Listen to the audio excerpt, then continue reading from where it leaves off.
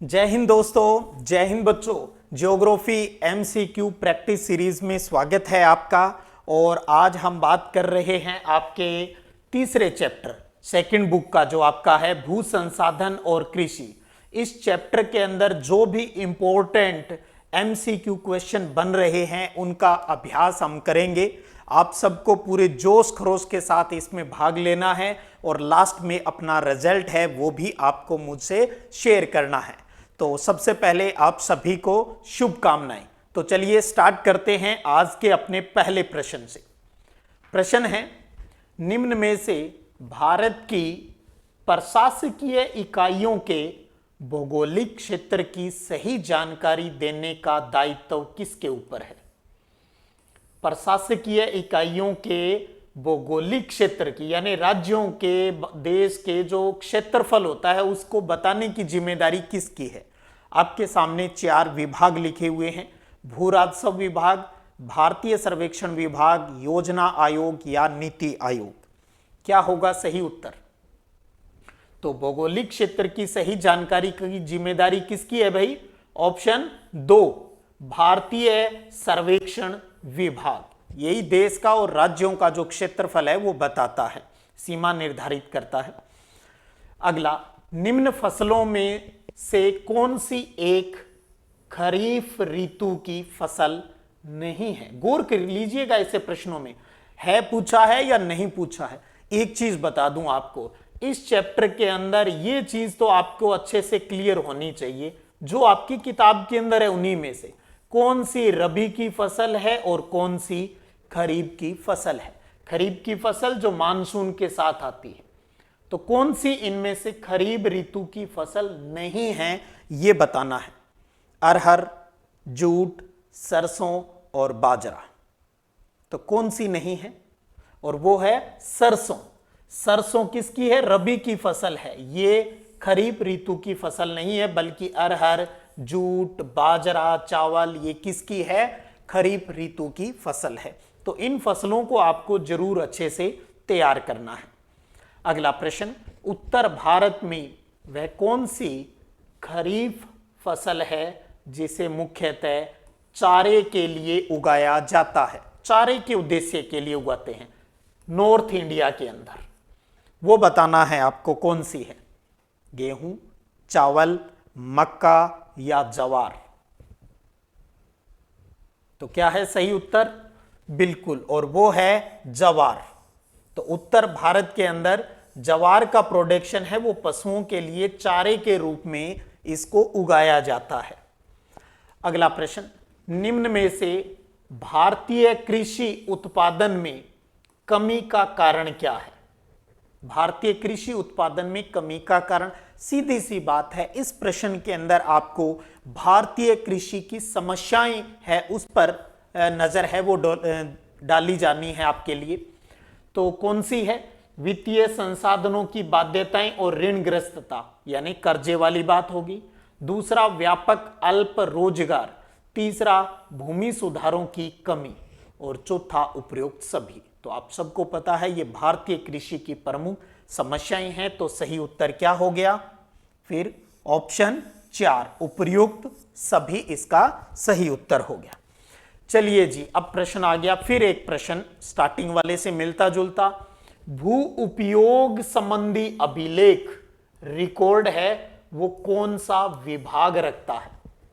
भूमि का जो इस्तेमाल है उसका रिकॉर्ड कौन सा विभाग रखता है? सही उत्तर क्या है? सर्वेक्षण, भू राजस्व, वन विभाग या योजना आयोग? तो सही उत्तर है भू राजस्व विभाग।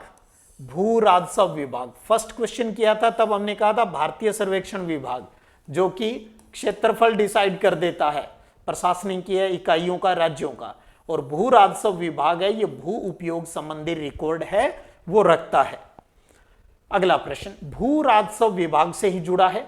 भू राजस्व विभाग ने भूमि को उपयोगिता के आधार पर कितने ग्रुप के अंदर, संवर्गों के अंदर बांटा है ये बताना है। 8, 9, 10 या 12? क्या होगा सही उत्तर? तो सही उत्तर है कितने वर्गों में बांटा है भाई? ऑप्शन 2 यानी 9 वर्गों के अंदर बांटा गया है। अब 9 के 9 वर्गों के आपको अच्छे से नाम जरूर याद होने चाहिए।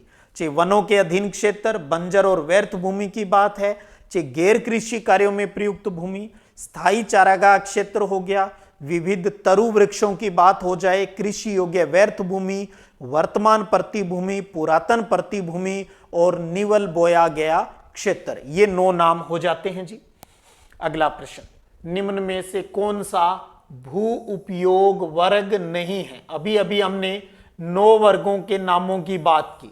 आपको इन चारों ऑप्शन में से ये छांटना है उन 9 वर्गों में से इनमें कौन सा नाम हमें दिखाई नहीं मिलता। सीमांत भूमि, प्रतिभूमि, निवल बोया गया क्षेत्र, कृषि योग्य व्यर्थ भूमि। क्या होगा सही उत्तर? देखिए उसमें कृषि योग्य व्यर्थ भूमि मिलता है अपने को, निवल बोया गया क्षेत्र मिलता है, प्रतिभूमि चे पुरातन वर्तमान ये मिलता है। कौन सा नहीं मिलता भाई? ऑप्शन संख्या 1, सीमांत भूमि नाम से कोई वर्ग है वो भू उपयोग संवर्गों के अंदर नहीं है। तो उत्तर क्या हो जाएगा आपका? ऑप्शन संख्या 1। अगर एग्जाम में ऐब सैदा होते हैं, ABCD जो भी होता है उसके अनुसार लिखना होता है उत्तर। निम्न में से उत्तर भारत में, नॉर्थ इंडिया की बात हो रही है, रबी की फसल नहीं है। इन 4 ऑप्शन में से आपको बताना है भी उत्तरी भारत में इनमें से रबी की फसल कौन सी नहीं है। चावल, गेहूं, जौ या चना। तो गेहूं रबी की फसल है, जौ फसल है, चना है, कौन सी नहीं है भाई? बिल्कुल सही, चावल नहीं है। चावल किसकी है? खरीफ की फसल है, जो दक्षिणी पश्चिमी मानसून के साथ जून वाले जो टाइम होता है उसमें बोई जाती है।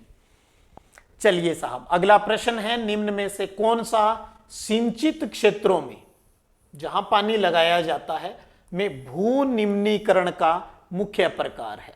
यानी भूमि को खराब करने वाला।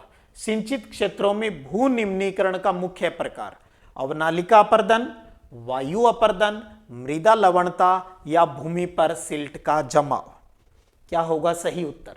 सिंचित क्षेत्रों के अंदर कुएं और नहरों द्वारा जो सिंचाई होती है उसका प्रमुख रीजन है जो जमीन खराब हो रही है वो है ऑप्शन 3, मृदा लवणता की बात आती है, साल्टी हो जाती है मृदा वहां की इससे। अगला प्रश्न, शुष्क कृषि में, ड्राई एग्रीकल्चर की बात हो रही है, कौन सी फसल है वो इनमें से नहीं बोई जाती है? 4 नीचे फसलें दी गई है, इनमें से कौन सी शुष्क कृषि में नहीं बोई जाती? शुष्क कृषि आप समझते हो जहां पानी की कमी होती है, तो वहां पर सीधी सी बात है हम कौन सी फसल बोएंगे जिनको पानी की कम आवश्यकता होती है। आर्द्र कृषि जो होती है उसमें अधिक पानी वाली फसलें हैं वो बोई जा सकती है। तो इसमें रागी बोई जा सकती है, ज्वार बोई जा सकती है, मूंगफली बोई जा सकती है, जबकि गन्ना को अधिक पानी की आवश्यकता होती है तो इसलिए नहीं बोई जा सकती। और यही पूछा है नहीं बोई जाने वाली कौन सी है, तो सही उत्तर हो गया आपका ऑप्शन संख्या 4।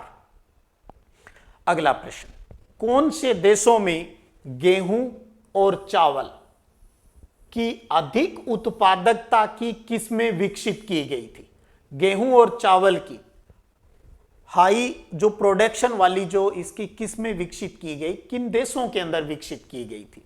उन देशों की बात करें तो 2 ऑप्शन आपके सामने हैं, 2 देशों के 4 ऑप्शन। गेहूं कौन से की है और चावल कौन से की है ये बताना है। इन देशों के अंदर पहला गेहूं से रिलेटेड ऑप्शन है और दूसरा जो देश दिया गया है वो चावल से रिलेटेड है। तो सही उत्तर क्या होगा इसमें? तो हो जाएगा जी ऑप्शन 1 बिल्कुल। मैक्सिको के अंदर गेहूं की किस्म और फिलीपींस के अंदर बात करें तो चावल की किस्में हैं वो विकसित हुई थी। और यही बाद में हमारे देश के अंदर हरित क्रांति इन्हीं की वजह से हुई। गेहूं का प्रोडक्शन है वो बढ़ा था, मैक्सिको से आई थी ये किस्में। चलिए साहब, गैर कृषि कार्यों में प्रयुक्त भूमि के अंतर्गत शामिल है। गैर कृषि कार्यों में नाम से स्पष्ट है वो एरिया जो खेती में काम में नहीं आता। तो इसमें कौन से शामिल है? ग्रामीण और शहरी बस्तियां, सड़कें और नहरें, उद्योग और दुकान, उपयुक्त सभी। क्या ये जो नाम आपको दिखाई दे रहे हैं, गांव शहर की बात होगी, सड़क नहर की बात होगी, उद्योग दुकानों की बात होगी, इन जगहों पर तो ये चीजें बन चुकी है, यहां कौन सी खेती होती है?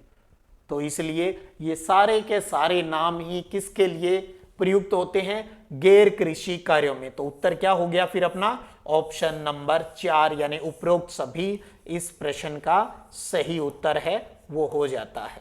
भाई ये सभी जो जगह हैं ये गैर कृषि कार्यों में प्रयुक्त हैं। अगला प्रश्न है जी, ऐसी कृषि योग्य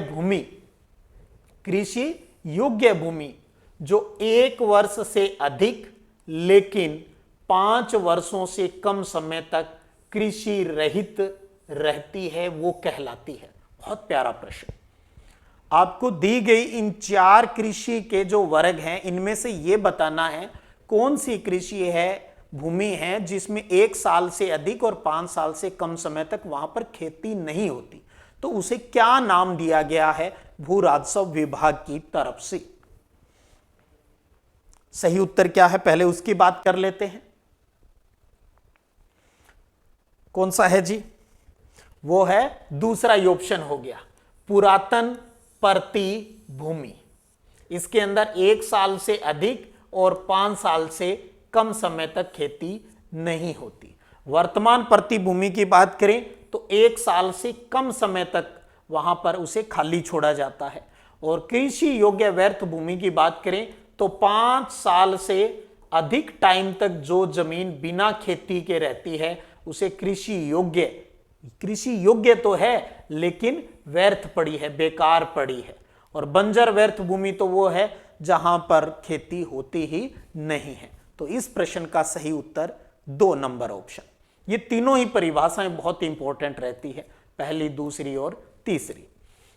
चलिए साहब अगला, भारत के उत्तरी और आंतरिक भागों में फसल ऋतुओं की संख्या बतानी है। गौर कीजिएगा, इसमें दक्षिणी भारत का जिक्र नहीं है क्योंकि दक्षिणी भारत की बात करें तो लगभग एक जैसा सा मौसम रहता है, तो इसलिए वहां पर एक ही प्रकार की फसल है वो पूरे साल भर बोई जा सकती है। तो वहां पर 1 साल के अंदर जैसे चावल की बात करें तो चावल वहां सभी ऋतुओं में बोया जा सकता है। तो उत्तरी और आंतरिक भागों में फसल ऋतुओं की संख्या कितनी है? 1, 2, 3, 4 के हिसाब से बात करें तो ऑप्शन 3, और 3 के अंदर ही 3 है क्योंकि सही उत्तर 3 है। 3 ऋतुओं, और 3 ऋतुएं तीसरे ऑप्शन के अंदर है, जिसमें हम कौन सी ऋतु की बात करते हैं? खरीफ ऋतु की बात करते हैं जो अभी चल रहा है, रबी सीजन की बात आ जाती है, और तीसरी कौन सी है? जायद फसल की बात आ जाती है। तो ये तीनों नाम इसके अंतर्गत आ जाते हैं। दक्षिणी भारत में एक ही प्रकार, जैसे चावल की बात करें तो चावल है वो साल के अंदर तीनों ऋतुओं के दौरान ही बोया जाता है, तो इसलिए वहां पर कोई क्लियर कट ऋतुओं की बात हम नहीं करते हैं। अगला प्रश्न जी, चावल उत्पादन में, चावल प्रोडक्शन के अंदर भारत का विश्व में कौन सा स्थान है जी? पहला, दूसरा, तीसरा, पांचवा। चावल के उत्पादन में भारत का विश्व में कौन सा स्थान है? दूसरा स्थान है जी। चावल के उत्पादन में भारत का विश्व में दूसरा स्थान है। सबसे ज्यादा खाया जाने वाला ये खाद्यान्न है जी इंडिया में। चावल के पश्चात यानी चावल के बाद भारत का दूसरा प्रमुख अनाज, सबसे ज्यादा तो चावल ही खाया जाता है, इसके बाद दूसरा प्रमुख अनाज इंडिया का कौन सा है? गेहूं, मक्का, जवार या बाजरा? क्या होगा सही उत्तर? तो चावल के बाद नाम आता है जी गेहूं, व्हीट, गेहूं का। तो चावल के बाद भारत का दूसरा प्रमुख अनाज गेहूं है जी। अगला प्रश्न, लाल चना और पिजन पी, लाल चना और पिजन पी के नाम से किसे जाना जाता है? इनमें से कौन सी फसल है जिसे लाल चना और पिजन पी दोनों नामों से जाना जाता है? ऑप्शन आपके सामने है, अरहर, चना, सरसों या सोयाबीन। तो सही उत्तर है वो है अरहर। अरहर को ही लाल चना और पिजन पी के नाम से जाना जाता है। बहुत बढ़िया, बहुत शानदार आप पार्टिसिपेट कर रहे हो इसके अंदर, अच्छा लगता है। अरेबिका, रोबस्ता और लिबेरिका है, मतलब क्या है ये बताना है। अरेबिका, रोबस्ता, लिबेरिका क्या है? चाय की किस्में, गेहूं की किस्में, चावल की किस्में या कॉफी की किस्में यानी वैरायटी। तो क्या होगा सही उत्तर? और सही उत्तर है जी, ये तीनों कॉफी के वैरायटी है, कॉफी की किस्में हैं। तो ऑप्शन हो गया 4, कॉफी अरेबिका, कॉफी रोबस्ता और कॉफी लिबेरिका, ये सब कॉफी की किस्में हैं, वैरायटी है। अगला प्रश्न, किस दशक में भारत में उदारीकरण नीति और मुक्त बाजार अर्थव्यवस्था की शुरुआत हुई? 50, 70, 80, 90 के दशक, कौन सा ऑप्शन इसमें सही है? आपकी इतनी हेल्प कर सकता हूं, पीवी नरसिम्हा राव उस टाइम देश के प्रधानमंत्री थे और जो वित्त मंत्री थे वो थे उस टाइम डॉक्टर मनमोहन सिंह जी। तो किस दशक में भारत में उदारीकरण नीति और मुक्त बाजार अर्थव्यवस्था की शुरुआत हुई? तो सही उत्तर है जी 1990 के दशक के अंदर, 1991 के अंदर आया था ये सारा सिस्टम। तो 1990 के दशक का मतलब है 1991 से लेकर 2000, ये दशक की परिभाषा होती है। 1950 का दशक का मतलब है भी 1951 से 1960 की बात हो रही है, ये दशक। तो 1990 के दशक के अंदर स्टार्टिंग में ही आ गई थी 1991 में एलपीजी। चलिए साहब, अगला प्रश्न, ऋत्विक बेरोजगारी, ऋत्विक यानी मौसम, ऋतु, मौसमी बेरोजगारी मिलती है किस क्षेत्र में मिलती है? बहुत सिंपल सा और प्यारा प्रश्न। ऋत्विक यानी मौसमी, सीजनल जो बेरोजगारी है वो किस में मिलती है? सेवा क्षेत्र में, परिवहन क्षेत्र में, कृषि में या विनिर्माण में? सर्विस तो 6-12 महीने चलती है, गाड़ियां परिवहन चलते रहते हैं, उद्योग धंधे कंस्ट्रक्शन ये सब चलते रहते हैं। प्रॉब्लम किस में आती है? सबको अच्छे से पता है और वो है एग्रीकल्चर। जब सीजन नहीं तो बेले बैठे रहो, कृषि क्षेत्र में। तो मौसमी बेरोजगारी का संबंध किस क्षेत्र से है, सेक्टर से है? तो वो है खेती से। चलिए साहब, आजादी के बाद भारत सरकार ने खाद्यान्न का उत्पादन बढ़ाने के लिए कौन सा उपाय अपनाया? बहुत प्यारा प्रश्न, ऐसे प्रश्न बड़े प्रश्नों में भी आ जाते हैं, मतलब 1-2 नंबर वालों में भी। आजादी के बाद भारत सरकार ने खाद्यान्न का उत्पादन बढ़ाने के लिए कौन सा या कौन से उपाय है वो अपनाया या अपनाई? तो पहला ऑप्शन है व्यापारिक फसलों की जगह खाद्यान्नों को उगाया जाना चाहिए। दूसरा, कृषि गहनता को बढ़ाया जाना चाहिए। तीसरा, कृषि योग्य बंजर और परती भूमि को कृषि भूमि में बदला जाना चाहिए। या फिर चौथा, उपरोक्त सभी। तो अच्छे से आप समझ गए, इसका सही उत्तर क्या है जी? ऑप्शन 4, उपरोक्त सभी। वैसे भी आपको नहीं आ रहा हो तब भी किसी बच्चे को वो तो उपरोक्त सभी देखते ही भागेगा इसकी तरफ।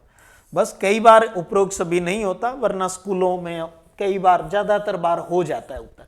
लेकिन अब इन तीनों पर गौर कीजिएगा, क्योंकि यही प्रश्न 1.5 में भी तो बन के आ सकता है। यही प्रश्न, आजादी के बाद भारत सरकार ने खाद्यान्न का उत्पादन बढ़ाने के लिए कौन से उपाय अपनाए? कोई 3 उपाय बताइए, कोई 3 उपाय बताइए, 1 बताइए, 2 बताइए। तो व्यापारिक फसलों की जगह खाद्यान्न को उगाया जाना चाहिए, कृषि गहनता को बढ़ाया जाना चाहिए और कृषि योग्य बंजर और परती भूमि को कृषि भूमि में बदला जाना चाहिए। ये 3 प्रमुख उपाय अपनाए थे। अगला प्रश्न, भारत में चाय की खेती, भारत में चाय की खेती सबसे पहले कहां स्टार्ट हुई? असम की ब्रह्मपुत्र घाटी में। एक प्रश्न तो ये रहा जी, भारत में चाय की खेती सबसे पहले कहां प्रारंभ हुई? असम की ब्रह्मपुत्र घाटी में, यानी ब्रह्मपुत्र नदी वाला जो इलाका है। लेकिन यहां प्रश्न ये है भी कब हुई? 1740, 1840, 1890 या 1940 में? तो सही उत्तर क्या है जी? तो सही उत्तर है बिल्कुल 1840 के अंदर, 1840 में भारत में चाय की खेती असम की ब्रह्मपुत्र घाटी के अंदर हुई और 1840 के अंदर हुई। देखिए, एक ही प्रश्न में कई चीजें मिल जाती है अपने को। ब्राजील, ब्राजील के बाद भारत, फिर खाली जगह आ गई, बड़ा गन्ना उत्पादक देश है। तो सीधी सी बात है भी, ब्राजील के बाद अगर बात करें तो इंडिया का कौन सा स्थान है शुगर केन, गन्ने के उत्पादन के अंदर? दूसरा, तीसरा, चौथा और पांचवा। वैसे तो प्रश्न की भाषा में ही क्लियर हो जाता है सारी चीजें, थोड़ा सा गौर करें। ऐसे प्रश्न कई बार फिल इन द बैलेंस के अंदर भी आ जाते हैं। तो ब्राजील के बाद भारत दूसरा बड़ा गन्ना उत्पादक देश है। तो पहला स्थान किसका है फिर? ब्राजील का, और गन्ने में दूसरा स्थान है हमारे भारत का। तो ऑप्शन हो गया 1 नंबर।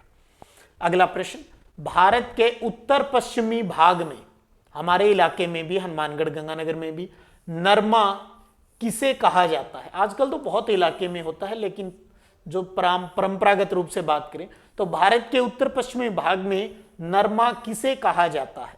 ऑप्शन आपके सामने लिखा है। पश्चिम बंगाल के जूट को, अमेरिकन कपास को, देसी कपास को, पाकिस्तानी जूट को, किसको कहा जाता है? वैसे भारत का पूछा है तो ये ऑप्शन तो ऐसा ही हो गया, 3 बच गए। तो नरमा किसे कहा जाता है? बिल्कुल, ये तो गलत होने का मतलब ही नहीं, वो है अमेरिकन कपास को। अमेरिकन कपास को, देसी कपास को हम क्या बोलते हैं? रुई बोलते हैं। देसी कपास को क्या कहा जाता है? रुई कहा जाता है। और अमेरिकन कपास को क्या कहा जाता है? नरमा। अब ध्यान रखिए, एग्जाम में कई बार 1 नंबर में से भी तो पूछ सकते हैं, नरमा क्या है? नरमा क्या है? तो क्या लिखोगे आप इसका उत्तर? यही जो प्रश्न है वो उत्तर हो जाएगा। भारत के उत्तर पश्चिमी भाग में अमेरिकन कपास को, भारत के उत्तर पश्चिमी भाग में अमेरिकन कपास को नरमा कहा जाता है। बस ये इसका उत्तर हो जाएगा। आते हैं जी एग्जाम में से प्रश्न। अगला प्रश्न, कौन सी फसलें नाइट्रोजन यौगिकरण के द्वारा मिट्टी की प्राकृतिक उर्वरता को बढ़ाती है? यानी जिनमें नाइट्रोजन यौगिकरण होता है और जो भूमि के उपजाऊपन को बढ़ाता है, वो कौन सी फसलें हैं? अनाज, फलीदार, तिलहन या रेशेदार? सिंपल और प्यारा। तो सही उत्तर है वो है ऑप्शन 2। दालों की बात हो रही है, फलीदार फसलें दालों की। तो इनकी जड़ों के अंदर कौन सा जीवाणु होता है जी? राइजोबियम जीवाणु होता है। ये राइजोबियम जीवाणु वायुमंडल की नाइट्रोजन को किस में चेंज कर देता है? नाइट्रेट में बदल देता है, जिससे पौधे को इस नाइट्रेट के रूप में जो नाइट्रोजन है वो मिल जाती है। तो फलीदार फसलें हैं जी इसका उत्तर। या अगर ये ऑप्शन में नहीं मिलेगा तो आपको क्या मिल जाएगी? दालें ऑप्शन के अंदर मिल जाएगी। अगला प्रश्न जी, खरीफ की फसल है, फिर वही रबी खरीफ, मैंने कहा इनको गौर से कर लीजिएगा। खरीफ की फसल कौन सी है? खरीफ की फसल चना, सरसों, गेहूं या चावल? तो हमें पता है चना, सरसों और गेहूं, ये सारी की सारी कौन सी है भाई? रबी वाली है। तो कौन सी बच गई अपने यहां? चावल। चावल है वो खरीफ की फसल है। अगला प्रश्न, अच्छा फिर वही रबी की फसल है। लो जी, अब फिर रबी की फसल है, कौन सी है ये बताना है। चावल हमने अभी किया, ये कौन सी है? खरीफ की है। फिर हमने किया कपास, ये भी कौन सी है? खरीफ की है। मक्का, ये भी खरीफ की है। गेहूं, गेहूं की बात करें तो फिर ये बच ही गई अपने आप ही, ये रबी है। चावल खरीफ और गेहूं रबी की फसल है। अगला प्रश्न, जायद की फसल नहीं है। जायद की फसल नहीं है, तीसरी फसल ऋतु, खरीफ और रबी के बीच में जो जायद आ जाती है, जायद की फसल नहीं है। तरबूज, सब्जियां, जवार या खीरा? तो आपको पता है इसके अंतर्गत वही सब्जियों वगैरह की, ये जो अपने काकड़िया, मतीरा, तरबूज, इनकी बातें होती है, ये सारी जायद की फसलें होती है। तो कौन सी नहीं है जी? यहाँ पर सीधा ही दिख रहा है अपने को, जवार नहीं है। जबकि तरबूज, सब्जियां, खीरा, ये सब कौन सी फसल कहलाती है? जायद की फसल है। और इसमें नहीं पूछा है तो नहीं कौन सी है? जवार है जी। जवार है वो रबी और खरीफ की फसल नहीं है, मतलब जायद की फसल नहीं है। अब बात ये आती है, ये भी समझ लो भी जवार किस में आती है भाई? तो जवार किस प्रकार की फसल है? खरीफ की फसल है जी, जवार खरीफ की फसल है। अगला प्रश्न, पश्चिम बंगाल में ओस, अमन और बोरो क्या है? ओस, अमन और बोरो क्या है? बहुत प्यारा प्रश्न। पश्चिम बंगाल से चावल की फसलें हैं, गेहूं की फसलें हैं, चाय की किस्में हैं, कॉफी की किस्में हैं। दो किस्मों की बात कर रहा है, दो फसलों की बात कर रहा है। तो पश्चिम बंगाल में ओस, अमन और बोरो क्या है? बहुत प्यारा प्रश्न और सिंपल सा। बिल्कुल ये है जी चावल की फसलें। तो पश्चिम बंगाल, दक्षिणी भारत की तरह पश्चिम बंगाल के अंदर एक साल के अंदर चावल की 3 फसलें ली जा सकती है, जिन्हें ओस, अमन और बोरो के नाम से जाना जाता है। पहले हमने एक ऐसा ही प्रश्न पढ़ा था, किसको लेकर? कॉफी की किस्मों को लेकर। याद होगा उस टाइम अरेबिका, रोबस्ता, उनकी बात की, लिबेरिका की बात की थी। यहां ओस, अमन और बोरो है, इनका संबंध चावल, ये चावल की फसलें हैं भाई। अगला प्रश्न, भारत में कॉफी की कौन सी किस्म का अधिक उत्पादन किया जाता है? तो कॉफी की हमने अच्छा तीनों ही किस्में दे रखी है, अरेबिका, रोबस्ता, लिबेरिका या उपरोक्त सभी। लेकिन अब प्रश्न क्या है? अब कहीं ये मत कर देना भी यहां उपरोक्त सभी दिख रहा है, सोच लिया करो, पहले प्रश्न पढ़ लिया करो। जल्दबाजी, कई बार बच्चे ना उपरोक्त सभी देखते हैं ना, भूखे भेड़िए की तरह उसके ऊपर टूट पड़ते हैं, नहीं नहीं मैं तो भरूंगा। नहीं भाई, पहले प्रश्न पढ़ना है, यह काम जरूर करना है, ऑप्शन बाद में देखा करो। भारत में कॉफी की कौन सी किस्म का अधिक उत्पादन किया जाता है? तो इसका मतलब आपको इन तीनों में से बता रहा है। क्या सेम ही प्रोडक्शन होता है क्या, या अलग अलग है? गौर करो, आपने लाइनें पढ़ी है। तो सही उत्तर है वो है अरेबिका। भारत के अंदर कॉफी अरेबिका का प्रोडक्शन है वो सबसे ज्यादा होता है। वैसे ये तीनों ही कॉफी की किस्में हैं। तो देखिएगा, ये थे आज के अपने 3rd चैप्टर भू संसाधन और कृषि से रिलेटेड 30 प्रश्न, और आपने बहुत अच्छे से पार्टिसिपेट किया। आप सबका बहुत बहुत धन्यवाद। अब बारी है आपको अपना रिजल्ट है वो मेरे साथ शेयर करना है। अपना इंट्रो देते हुए बताइएगा भी कितने प्रश्न आज आपके सही हुए हैं। तो फिर मिलते हैं अगले वीडियो सेशन के अंदर। तब तक जय हिंद, जय भारत।